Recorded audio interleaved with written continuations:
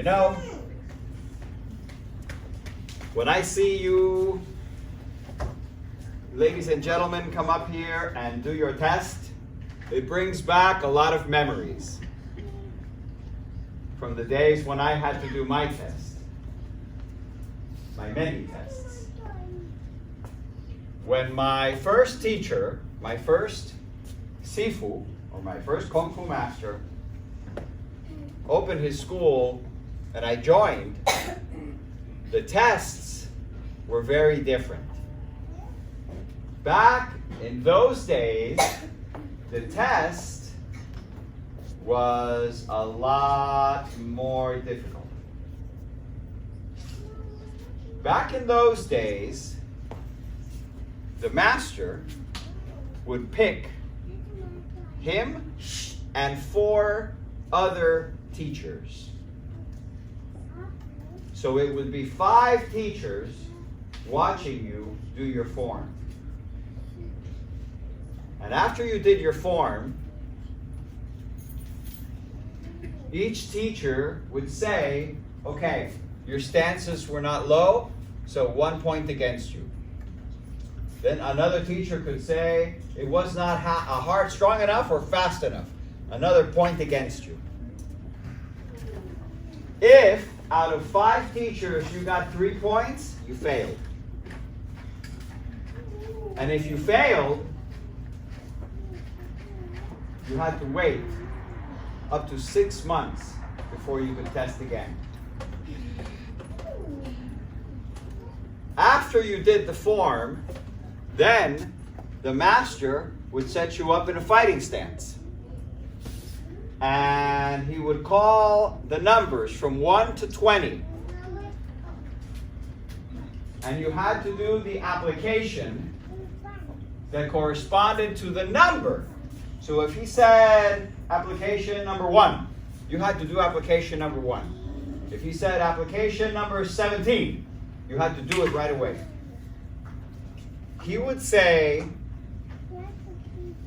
number 1 or number 17, and then he would count 1, 2, 3, 4. If you got stuck and you couldn't remember it in 10 seconds, you failed the test.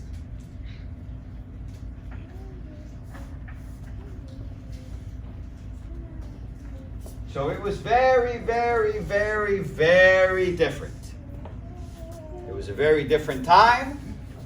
And of course, most students did not last because of those standards. But those were the standards that he learned when he was in China. Understand? Yes, sir. You guys have it a lot easier. A lot easier. But it's a different setup because we teach you the forms a lot faster and you are expected to practice at home. Understand? Yes, sir. If you come to class 2 times a week, you have to practice at least 3 times a week at home. If you don't practice at home, who do you think it hurts? Me. That's right. It hurts you. It hurts all of you. You're the ones that never get to gain the confidence in your skills and your abilities to be able to protect yourself. So the practice is very important. So this was the first part of the test. The first part of the test. You had to do your form, and if you got 3 points, it was 3 points against you, and you would have to retest in 6 months. 3 to 6 months. And then he would do the applications. And if you failed the applications, failed again. And then, after the form and after the applications, you know what you had to do? You had to fight with one of the teachers. And if you couldn't defend yourself, you failed again. It wasn't easy. Bless you. It was not meant to be easy. It was meant to challenge the student. When the teacher challenges the student has to step up and meet the challenge. the student does not step up to meet the challenge, it means the student is not ready to continue progressing. Understand? Sir. Yes, sir. Now, keep in mind, like I said, we have a different standard today. Okay? We have a different standard. Very, very different standard. But, in many ways, it is just as difficult. You know why? Because you have to remember your forms. You have to remember all of your forms. In many schools, in many commercial schools, you have the situation where, okay, you only have to remember the form you're learning, but you can forget all the other forms. What's that good for? If the knowledge has value,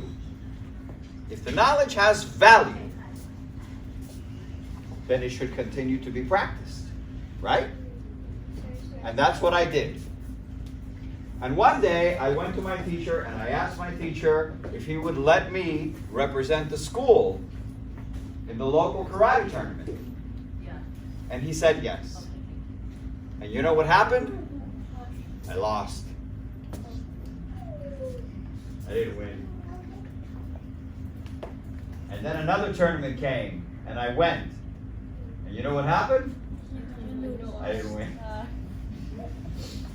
And then a third tournament came by, and you know what happened? I didn't win. I tried. I tried as hard as I could. I was only 12 years old. I tried as hard as I could, but I didn't get it. So one day, I go to the Kung Fu school, and they closed it down. They didn't tell me. I didn't know anything. They just closed down the school. Out of business. And I was brokenhearted. So you know what I did? What do you think I did? Practicing, got stronger. By myself? You started a school of your own. No, I was only 12 years old. Well, you can't. What did I do? Went to a new school. Eventually.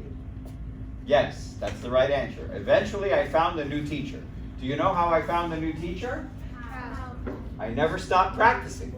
I kept on practicing, and I kept on practicing, and I got stronger, and I got better. And then, one day I went to another tournament. And you know what happened? You lost. I lost. I lost. It happens.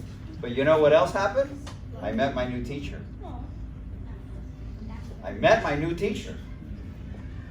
And he was very impressed at what I did. So he accepted me as a student, and I trained with him for the rest of my life. But after the first 3 months of training with him, I went to a tournament with his school. And you know what happened? I won. I won. And then I went to another tournament with his school, and you know what happened? I won. And you know what happened after that? You won. I won and I won and I won and I won and I won. At 14 years old, I won the state championship. At 17 years old, I won the United States East Coast Championship. That's right. That's what happened. Do you know why that happened? Because you got a new teacher. Good. Yeah, that's part of it. That's part of it. Well, what else? What else? What else? Because you practiced. That's correct. That's the right answer because I never stopped practicing. Even when the first teacher left town, I still continued to practice because I loved the Kung Fu, because I noticed I was getting stronger, because I noticed I was building up courage and confidence in my life. And by the time that I was only 6 months with the second teacher, you know what he did? He made me his assistant. There was people that were there for 2 years, but he made me the assistant. They didn't like that. You know what happened? When it was time to fight, they all tried to come after me. I was the youngest guy. Half these people were adults. When we fought, they all tried to come after me because they hated me because I got promoted and they didn't. You know what my Sifu did? He taught me iron palm. And you know, do you think they tried to come after me after that? No. Nope. They would avoid that palm like it was the last day of their life. So eventually, because of my practice and practice and practice, my first teacher came back to town. He saw what I did. He saw, wow, Gus, you're still practicing what I taught you when you were a little boy. And I said, yes, Sifu, because it has value. And you know what he did? He took me as his only disciple. So in terms, it kind of means like I became his Kung Fu son. That's what it means to be a disciple. It's like joining the teacher's family. That's what happened. And then, many years later, my second teacher came back to town after I had my own school, and he saw the school, and he was very proud, and he was very impressed. And you know what he did? He made me his only disciple. Two masters. Two different masters from two different types, two different styles of Kung Fu chose me to be their sole disciple. Do you know why? Why? Because you practiced. Because I practiced. And do you know why I practiced? Because I saw there was value in the practice. And do you know why I saw that there was value in the practice? Because I saw that they were great masters. And I was loyal. Even when the first master left town, I was still loyal to him. And that's what surprised him when he came back to town and he says, wow, almost 20 years later and you're still practicing and teaching what I taught you. And he said, that's not very common for Western people. That's not very common for people from the Western world or from the United States or from America. He says that's not very common. The average person would have just forgotten what they learned from the first teacher. They would have stuck with the second teacher, but they would have forgotten, left it alone. It was that loyalty, that sense of being devoted, to be promised, that got to create the reality of Kung Fu Connection today. This is what you're a part of. Do you understand? My story is your story. My masters are your masters, your grandmasters. Did you know that? Now you know that. When you come in and you see these pictures of these Chinese men, that's part of your bloodline in Kung Fu. That's part of your Kung Fu family.